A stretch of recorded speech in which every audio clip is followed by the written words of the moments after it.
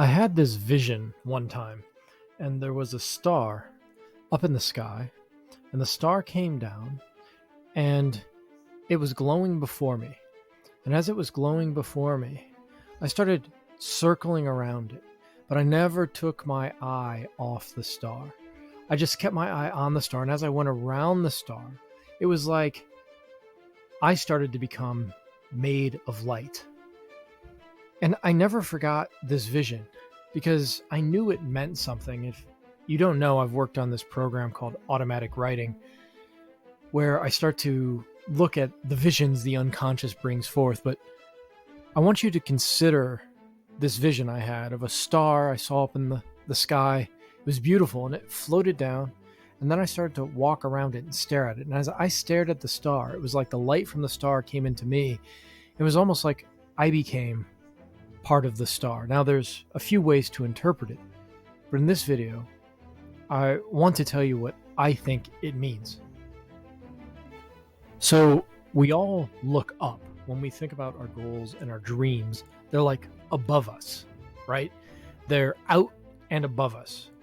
And everything in life feels that we really, really want, feels like it's higher. It could be what we want to do as an athlete. It could be what we want to achieve in business or school. It could be the person we have a crush on. They feel like they're higher. They're above us. And there's a magical moment in your life when the higher things become the center of your life, when the above becomes the center, when the visions you have and the dreams you have become the core of your life. It's what your life orbits around. It's what you're obsessed with. It's what you're focused on. That higher thing, it's what you visualize. It's what you're always thinking about. It's where you want to go. It becomes your sun. It's the center of your solar system. The higher things become the center. And if there's anything I could get across to you, it's this.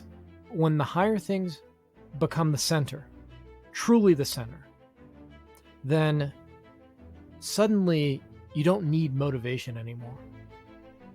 When it's really the center, it becomes very easy to work and work and work and to try to get better.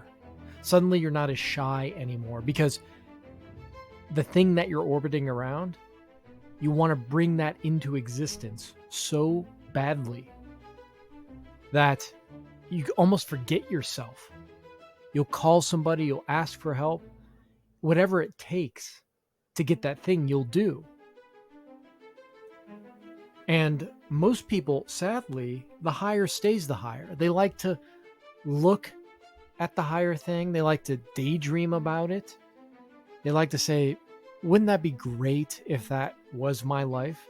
But people who actually change the world and revolutionize themselves bring the higher down. They say, you know what? It's higher, but it's also my center. It's not just going to stay higher. I'm going to bring it into my life and work to bring it about. It becomes something that focuses the mind. It's really impressive when I meet a deeply spiritual person, how they've taken God and it's become the center of their life. It's always impressive when I meet an entrepreneur with a successful business and they have this idea to build a tech company or something, and then they just made that the center of their life and nothing else really mattered. Or a great writer, a great artist, it was their art that became the center of their life. They had these visions of what they wanted to create, and they just brought it down and made it the center of their life. That's how you actually rise.